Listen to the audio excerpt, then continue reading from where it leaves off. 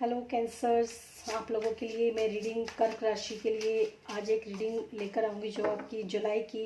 2020 की current energies क्या हैं उसके लिए एक रीडिंग मैं यहाँ पर करूँगी। और मेरा चैनल जो था पूरी तरीके से स्पिरिचुअल चैनल था जिस पर मैं स्पिरिचुअलिटी से रिलेटेड वीडियोस बनाती थी।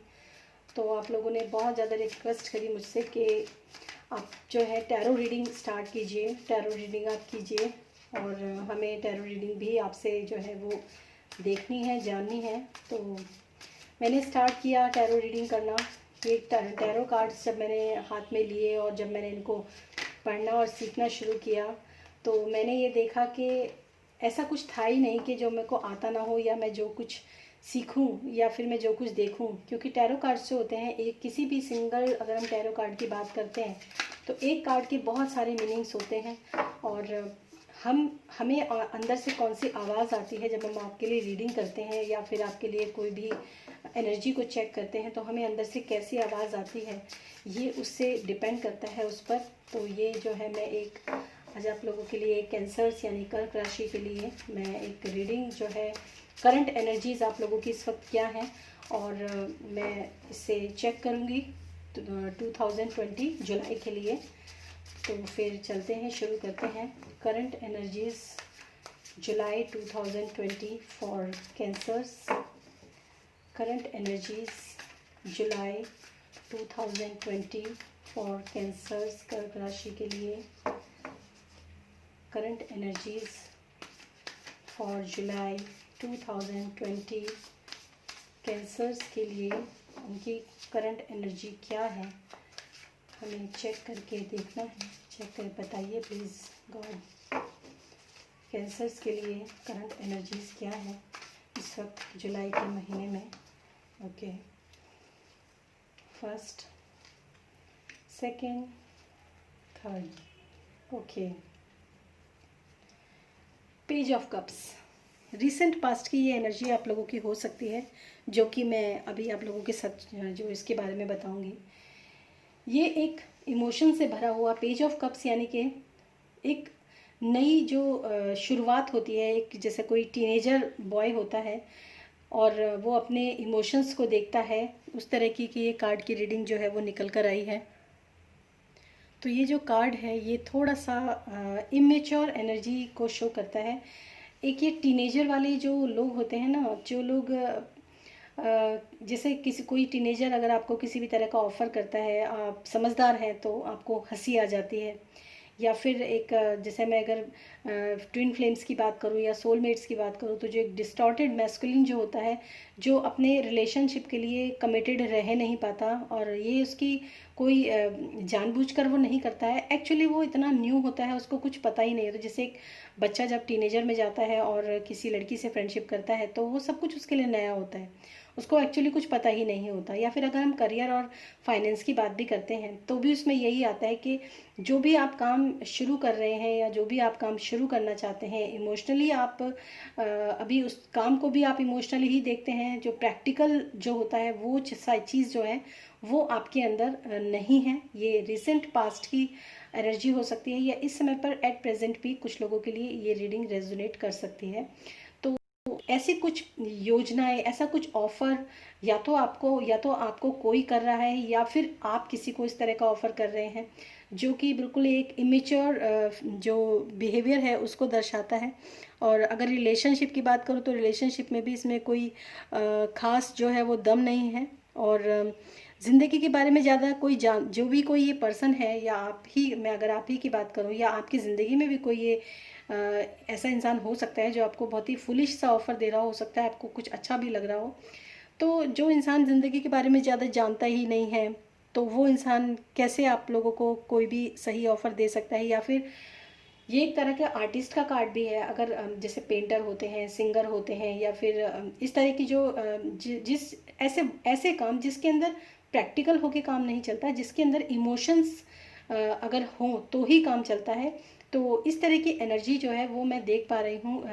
कैंसर्स पर्सन के लिए। और ये एनर्जी आपकी भी हो सकती है या फिर हो सकता है कि आपको ऑफ़र इस तरह का कोई मिल रहा हो तो ये उसमें भी थोड़ा सा इस चीज़ को हम देख सकते हैं। तो इस चीज़ से जो एक एनर्जी होती है ना, ऐसी जो बचपने वाली एनर्जी होती है, हो सकता है आपके साथ ऐसा कुछ जो है वो रीसेंट पास्ट में या फिर आने वाले जो कुछ समय है उसमें आपको, या फिर इस समय पर भी ये एनर्जी हो सकती है, क्योंकि ये पास्ट का कार्ड निकला है, पास्ट प्रेजेंट एंड फ्यूचर। तो पास्ट में भी आपको इस तरह की कोई एनर्जी जो है वो हो सकता है महसूस हो रही हो। और इसके लिए जो इस कार्ड को मैं थोड़ा सा अगर क्लैरिफाई करती हूँ तो फिर देखते हैं कि इस कार्ड में हमें और क्या देखने के लिए मिल सकता है, कि जो ये कार्ड है पेज ऑफ कप्स का, वो क्या आपको और मैसेज दे सकता है। Let's clarify the page of cups. एक इनोसेंट सी एनर्जी मुझे यहाँ नज़र आ रही है आपके पास्ट में, और कुछ इमोशनल एनर्जी रिलेशनशिप में भी हो सकती है, या फिर आपके वर्क प्लेस या करियर या फाइनेंस में भी हो सकती है। इमेच्योर सी एनर्जी है, तो देखते हैं कि क्या निकल कर आता है। यस, इसमें जो निकल कर आया है ये है 7 ऑफ वैंड्स, यानी कि एक ऐसी इमेच्योर एनर्जी है ये, जहाँ पर आपको ऊपर अपनी जगह, अपनी पोजीशन को बनाए रखने के लिए आपको बहुत ज़्यादा मेहनत जो है वो करनी पड़ सकती है, या वो करनी पड़ रही होगी इस समय पर। यानी कि पोजीशन पे पहुंचना, एक तरीके से अगर मैं कहूँ कि पोजीशन पर पहुंचना जो होता है वो थोड़ा मुश्किल होता है लेकिन आसान होता है।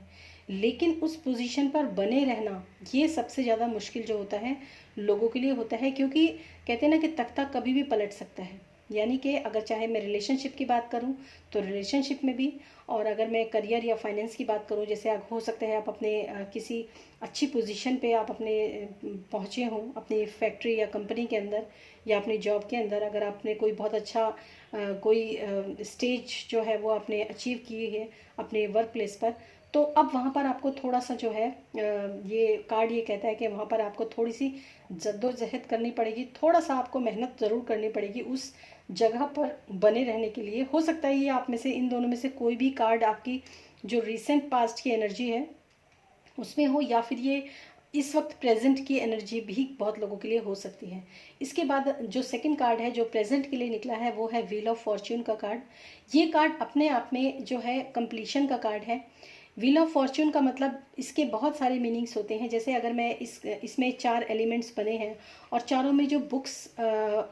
जो है वो पढ़ती हुई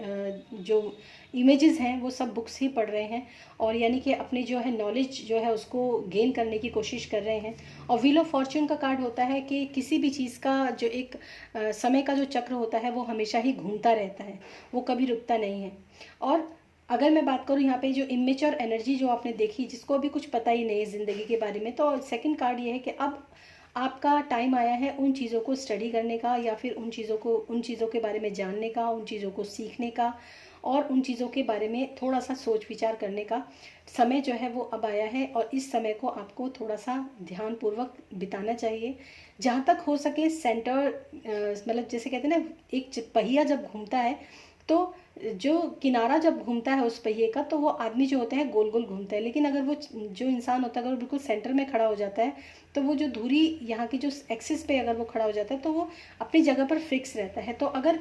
कभी भी किसी भी इंसान की ज़िंदगी में ऐसा लगता है उसको कि जीवन का जो पहिया है वो घूम रहा है और उसकी ज़िंदगी में बहुत ज़्यादा चीज़ें जो है वो तेज़ी से बदलने की कोशिश कर रही हैं, तेज़ी से बदल रही हैं, चाहे वो वर्क प्लेस पे हो या फिर रिलेशनशिप में हो, उसको हमेशा अपने सेंटर पर यानी कि अपने अंदर की तरफ उसको ज़रूर कॉन्सेंट्रेट करना चाहिए, ताकि वो इम्बैलेंस होने से बच जाए और उन चीज़ों को ईजिली जो है वो हैंडल भी कर सके। तो जो प्रेजेंट की एनर्जी है वो है व्हील ऑफ फॉर्च्यून की एनर्जी, जो कि कहती है मुझसे कि आपको थोड़ा सा अपनी तरफ सेंटर्ड होने की ज़रूरत है। जो भी काम आप इमेच्योर एनर्जी के साथ शुरू कर रहे हैं, कोई बात नहीं आपने शुरू किया तो, लेकिन उसके बारे में ये भी मैं बता दूं कि आप जो है उस कंडीशन है वो कंडीशन जो है आप उस समय अपनी नॉलेज को गेन कर रहे हैं, अपनी जो है चीज़ों को सीख रहे हैं उस काम को करने के लिए। और इसी तरह जो समय का चक्र जो है वो घूमता है, यानी कि पहले आपको कुछ नहीं पता और धीरे धीरे करके आपको उस चीज़ के लिए नॉलेज होने लगती है। थर्ड कार्ड यानी कि फ्यू डेज ऑफ नाउ, यानी कि प्रेजेंट से कुछ दिनों के बाद जो मैं देख सकती हूँ वो है ये 6 ऑफ सॉर्ड्स की एनर्जी मुझे यहाँ नज़र आ रही है। 6 ऑफ सॉर्ड्स का मतलब ये है कि जब आपने आपके जो जीवन चक्र का जो समय घूमा है, तब आप परेशानियों से निकलकर, यानी कि अगर आपने कोई काम शुरू किया होगा, इस एनर्जी के अकॉर्डिंग मैं देख सकती हूँ, किसी रिलेशन को शुरू किया, या फिर आपने रिलेशनशिप जो ऑलरेडी है मैरिड, उन्होंने अपने रिलेशनशिप को ठीक करने के लिए शुरू किया, तो उनके लिए व्हील ऑफ फॉर्च्यून का कार्ड आया है। यानी कि उनके जो जब सेंटर्ड वो होने लगे हैं या फिर चीज़ें जब बदलने लगी हैं, तो वो कहीं ना कहीं अपने पास्ट से निकलकर, यानी कि अपने जो परेशानियां हैं, जो समस्याएं हैं उनके जीवन में, उनसे निकलकर वो एक साफ और सुथरी और बहुत ही अच्छी जगह पर उन्होंने मूव ऑन करना शुरू कर दिया है विद, चाहे वो अपनी फैमिली के साथ हो, चाहे वो अपने वर्क प्लेस पे साथ हो। यानी कि परेशानियों से दूर मूव ऑन होने का कार्ड जो है ये मुझे शो करता है, और ये अपने आप में बहुत अच्छा कार्ड है जिसको कि मैं देख सकती हूँ। और इसके बाद मैं इस कार्ड को एक बार ज़रूर और क्लैरिफाई करने की कोशिश करूँगी कि ये कार्ड जो है ये क्यों निकल कर आया है। और टेम्परेंस का कार्ड है कि सही बात है, इसमें टेम्परेंस यानी कि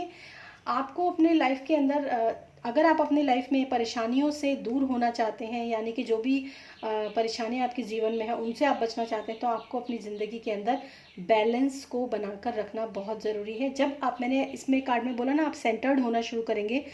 चीज़ें अपने आप बैलेंस होनी शुरू हो जाएंगी आपके जीवन के अंदर। क्योंकि कहते हैं ना कि जो इंसान सेंटर में रहता है, ना तो लेफ़्ट की तरफ और ना राइट की तरफ रहता है, वो बहुत जल्दी ही अपनी परेशानियों से दूर चला जाता है, चीज़ों को बैलेंस करना सीख जाता है, अच्छे और बुरे की समझ, डार्क और नाइट की जो लाइट की जो एक समझ होती है वो उसके अंदर आने लग जाती है। और टेम्परेंस का कार्ड हमें यही बताता है कि चीज़ें जो होती हैं वो बैलेंस की जाती हैं अपने अंदर। और जब आप चीज़ों को बैलेंस करना सीख जाएंगे, जब आप परेशानियों से दूर होना सीख जाएंगे, चीज़ों को बैलेंस करना सीख जाएंगे, तो ये जो है अबेंडेंस का कार्ड है और ग्रोथ का कार्ड है। डेफिनेटली अगर मैं देखूं यहाँ पर तो आपको एक प्योरिटी मिलेगी, ये प्योर सोल है, डिवाइन गाइडेंस भी इसमें नज़र आती है इस कार्ड के अंदर मुझे।